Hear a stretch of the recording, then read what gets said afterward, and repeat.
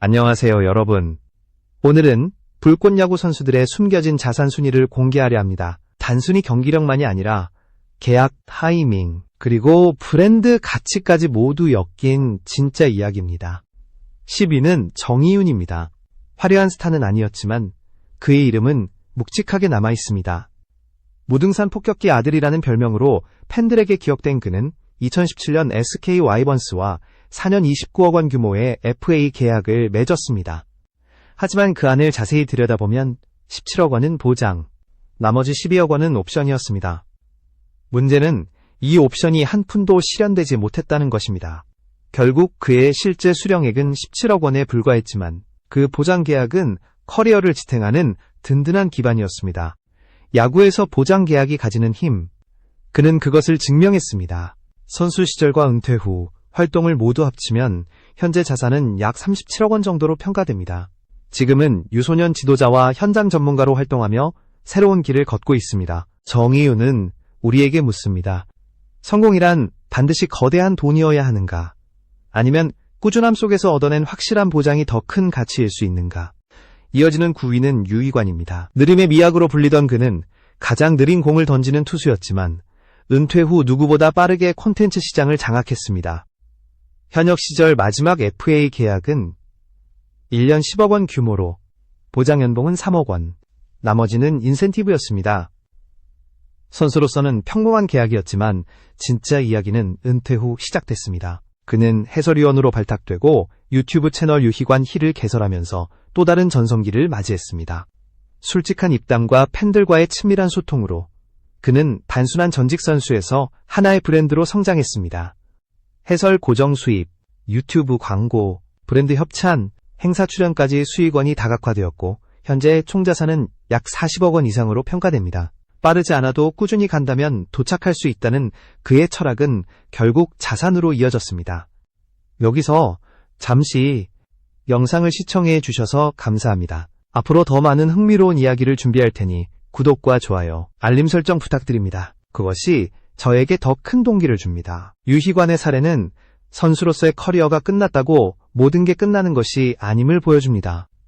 그는 자신만의 캐릭터를 브랜드로 바꾸고 소통을 자산으로 전환해냈습니다. 결국 야구를 넘어나라는 존재가 하나의 산업이 될 수 있다는 사실, 그것이 바로 그의 진짜 성공입니다. 8위는 정성훈입니다. 언론의 스포트라이트는 자주 받지 못했지만 그는 20년 가까운 선수 생활 동안 묵묵히 자신의 길을 걸으며 누적 자산이라는 가치를 증명했습니다.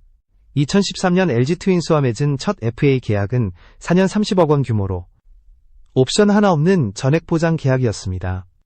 이후 2017년에도 1년 7억 원으로 재계약을 이어가며 안정적인 수익을 확보했습니다.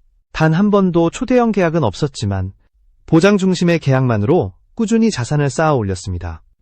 누적 수입만 약 50억 원 이상에 달하며 은퇴 후에는 유소년 코칭과 불꽃야구 콘텐츠 활동으로 야구와의 연결을 끊지 않았습니다. 방송 활동은 적었지만 업계 내부에서의 평판은 단단했고 현재 기준 총자산은 약 55억 원 수준으로 평가됩니다. 그는 화려한 기록 대신 오래 살아남는 자가 승리한다는 철학으로 증명했습니다. 야구를 오래 하는 것, 그 자체가 곧 자산이 될 수 있음을 보여준 것입니다. 7위는 송승준입니다. 롯데 자이언츠 팬이라면 늘 선발 로테이션의 한 자리를 지키던 그의 모습을 기억할 것입니다. 전성기 시절 그는 1선발도 타이틀홀더도 아니었지만 언제나 예측 가능한 자원이었습니다. 2015년 롯데와 맺은 FA 계약은 4년 40억 원, 옵션 없이 전액 보장 계약이었습니다. 게다가 그는 해외파 출신으로 미국 마이너리그에서만 약 100만 달러의 계약금을 받은 경험이 있습니다. 중요한 건 귀국 시점을 정확히 잡았다는 점입니다. 리그 수요가 높을 때 돌아와 신뢰감 있는 선발 자원으로 자리매김하며 구단 운영진에게 계획 가능한 자원이라는 평가를 받았습니다. 이 신뢰가 곧 돈이 된 것입니다. 선수 시절 누적 수입은 약 55억 원 이상. 은퇴 후에는 롯데 구단 프런트 특별보좌로 활동하며 여전히 야구계에 몸담고 있습니다. 현재 그의 자산은 약 60억 원에 달한다고 평가됩니다. 송승준은 우리에게 묻습니다. 최고의 스포트라이트를 줬기보다 가장 필요한 사람이 되는 길을 선택할 수 있겠느냐고. 그는 실력뿐 아니라 안정감과 신뢰가 곧 부로 이어진다는 사실을 보여주었습니다. 6위는 이태근입니다. 넥센 히어로즈의 상징이자 클럽하우스의 중심으로 불리던 그는 단순한 성적만으로 평가할 수 없는 가치를 지닌 선수였습니다. 그의 커리어를 돌아보면 두 번의 FA 계약에서 무려 총 85억 원을 만들어냈습니다. 첫 번째는 4년 50억 원, 두 번째는 4년 35억 원, 모두 대형 보장 계약이었습니다.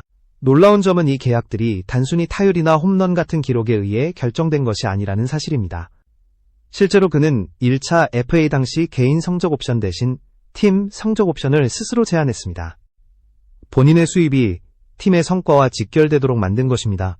이는 단순히 돈이 아니라 나는 팀과 함께 성장하겠다라는 메시지를 구단과 팬들에게 동시에 보낸 것이었습니다. 그의 존재는 단순한 타자 한 명을 넘어 팀 문화 전체를 바꿨습니다. 후배들을 이끄는 리더십, 클럽하우스에서의 영향력, 팬들에게 전달된 진정성, 이 모든 요소가 돈으로 환산된 결과가 바로 그의 FA 계약이었습니다. 선수 시절에만 약 85억 원 이상을 벌어들였고 은퇴 후에도 해설, 행사, 강연 등으로 활발히 활동하며 총 자산은 약 90억 원에 달하는 것으로 추정됩니다. 이테크는 우리에게 중요한 질문을 던집니다. 당신의 리더십은 계약서에서 얼마로 평가될 수 있는가? 단순히 개인의 기록을 넘어 팀 전체를 이끄는 힘, 그 가치를 돈으로 연결한 사례가 바로 이태근이었습니다. 5위는 김재호입니다. 두산 베어스의 내야를 책임졌던 그는 화려한 타격 능력은 없었지만 수비 하나로 팀을 바꾸는 힘을 가진 선수였습니다.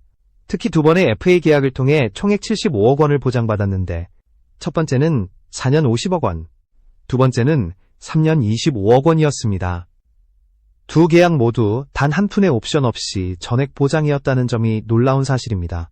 이는 구단이 그에게 리스크를 전가하지 않고 곧이곧대로 믿음을 보여준 결과였습니다. 유격수라는 전략적 포지션, 원클럽맨으로서의 충성, 모범적인 태도와 리더십, 이 모든 것이 모여 하나의 계약 조건으로 실현된 것입니다. 선수 시절 누적 수입만 약 75억 원, 은퇴 후에도 해설과 방송, 브랜드 활동으로 총 자산은 약 80억 원에 달합니다.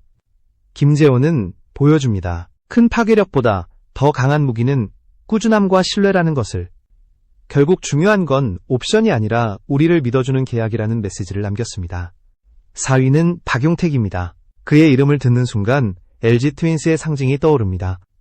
무려 20년에 가까운 커리어를 한 팀에서만 보낸 그는 단순한 기록 이상의 가치를 창출했습니다. 2009년 첫 FA 계약은 4년 34억 원, 2013년 두 번째 FA는 4년 50억 원, 마지막 FA는 2년 25억 원, 세 번의 계약을 합쳐 총액 109억 원 규모였습니다. 흥미로운 건 더 큰 돈을 제시한 다른 구단도 있었지만 그는 단 한 번도 LG를 떠나지 않았다는 점입니다. 단순한 감정적 이유가 아니었습니다. 프랜차이즈 스타가 주는 브랜드 가치, 팬과 구단 사이의 신뢰 자산, 그리고 은퇴 후에도 이어질 복리 효과까지 그는 정확히 계산했습니다. 실제로 은퇴 후에도 KBSN 해설위원, 예능 출연, 유튜브와 행사까지 다양한 활동을 이어가며 자산을 불려나갔습니다. 그는 말합니다. 나는 팬들과 20년을 함께했다. 그 시간은 기록이 아니라 관계였고 자산이었다. 박용택은 증명했습니다. 충성은 충분히 현금화 가능한 가치라는 것을. 3위는 정근호입니다. 그는 공격과 수비, 주루와 멘탈까지 모든 면에서 균형 잡힌 내야수로 평가받았습니다. 그가 두 번의 FA에서 만들어낸 계약 규모는 무려 총 105억 원에 달했습니다. 첫 번째 FA는 4년 70억 원, 두 번째는 2년 최대 35억 원으로 이루어졌습니다. 특히 내야수, 그 중에서도 이 루스라는 희소 포지션의 가치는 시장에서 더욱 크게 반영되었습니다. 중요한 건 타이밍이었습니다. 그는 언제나 자신의 기량이 절정에 달했을 때 FA 시장에 나왔습니다. 수요와 공급이 정확히 맞물린 순간 구단들은 최고 수준의 조건을 내놓을 수밖에 없었습니다. 이 전략적 선택은 곧 그의 통장에 100억 원이 넘는 숫자로 찍히게 만들었습니다. 은퇴 후에도 스포츠 예능, 해설, 강연 등 다양한 활동으로 여전히 존재감을 드러내고 있으며 현재 추정 총자산은 110억 원 이상으로 평가됩니다. 정근우는 우리에게 묻습니다. 당신은 가장 잘할 때 시장에 나설 수 있는가? 기술을 가치를 넘어 계약으로 연결할 수 있는가? 그는 그 타이밍을 정확히 잡아낸 인물이었습니다. 2위는 더스틴 리퍼트입니다. 두산 베어스 팬들이 그를 이는 힘이라 불렀던 이유는 단순히 실력 때문만이 아니었습니다. KBO 역사상 가장 오랫동안 사랑받은 외국인 선수. 그는 10시즌 이상을 뛰며 총 연봉 누적액 약 70억 원 이상을 기록했습니다. 특히 최고 연봉은 미화 210만 달러로 당시 외국인 선수 연봉의 천장을 뚫은 최초의 사례였습니다. 하지만 그의 가치는 단순한 돈에 그치지 않았습니다. 그는 은퇴 후에도 한국에 정착했고 자녀 역시 한국에서 교육을 받으며 그는 유소년 야구단을 운영하는 지도자 겸 사업가로 변신했습니다. 이런 활동까지 합치면 현재 총자산은 약 100억 원 이상으로 추정됩니다. 외국인 선수가 단순히 계약금을 챙기고 떠나는 것이 아니라 한국 사회에 뿌리내리며 장기적인 자산을 창출한 드문 사례였습니다. 니퍼트는 보여줍니다. 실력만큼 중요한 것은 관계와 태도, 그리고 머물 용기라는 것을. 그는 이제 단순한 용병이 아니라 진정한 한국의 야구인으로 자리 잡았습니다. 1위는 이대호입니다. 불꽃야구 선수들 가운데 가장 큰 자산을 쌓아 올린 그는 단순히 타자라는 틀을 넘어선 하나의 거인이었습니다. KBO 리그에서는 MVP로, 일본 NPB에서는 중심타자로, 그리고 미국 메이저리그에서도 계약을 따내며 세계의 리그를 거치면서 각 무대에서 최고 수준의 조건만을 체결했습니다. 롯데와의 복귀 FA 계약은 4년 150억 원 규모로 당시 KBO 역사상 최고액이었습니다. 일본 소프트뱅크에서는 연간 5억 엔 이상의 연봉을 받았고 메이저리그 시애틀 메리너스에서도 수백만 달러 규모의 계약을 기록했습니다. 선수 시절 누적 수입만 약 350억 원을 넘겼습니다. 그러나 이대호는 단순히 여기서 멈추지 않았습니다. 은퇴 후에도 예능, 해설, 유튜브, 브랜드 협업 등으로 이대호라는 이름을 하나의 브랜드로 확장했습니다. 현재 그의 총자산은 400억 원 이상으로 평가됩니다. 이는 기량과 상징성, 그리고 시장을 읽어내는 정확한 타이밍이 결합되었을 때 얼마나 거대한 경제적 가치를 창출할 수 있는지를 증명한 사례입니다. 그는 직접 말합니다. 운도 있었지만 무엇보다도 나는 타이밍을 놓치지 않았다. 바로 그 선택이 그를 불꽃야구 자산순위 1위에 올려놓은 원동력이었습니다. 이제 여러분께 묻고 싶습니다. 단순히 공을 잘 던지고 잘 치는 것만으로 거대한 자산을 만들 수 있을까요? 아니면 계약, 타이밍, 브랜드 전략까지 모두 아우를 때 진정한 부가 완성되는 걸까요?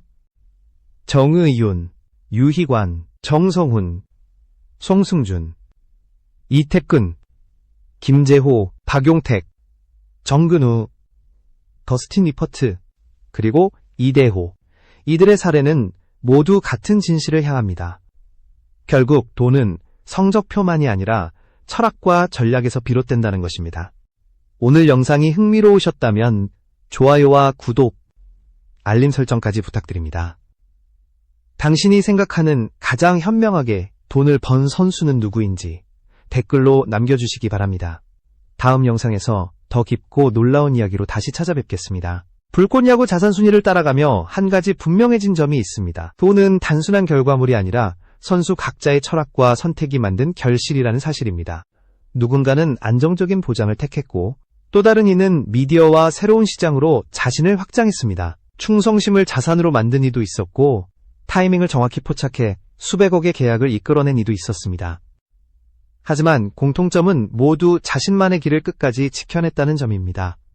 야구는 기록의 스포츠이지만 인생과 자산은 기록을 넘어 전략과 태도에서 비롯됩니다. 오늘 우리가 본 이야기들은 단순한 선수들의 재산 랭킹이 아니라 각자의 인생에서 무엇을 지키고 무엇을 선택할지를 보여주는 교과서이기도 합니다. 결국 성공이란 거대한 숫자보다 자신이 세운 철학을 끝까지 밀어붙였을 때 완성된다는 메시지. 그것이 이 순위가 전하는 진짜 결론일 것입니다.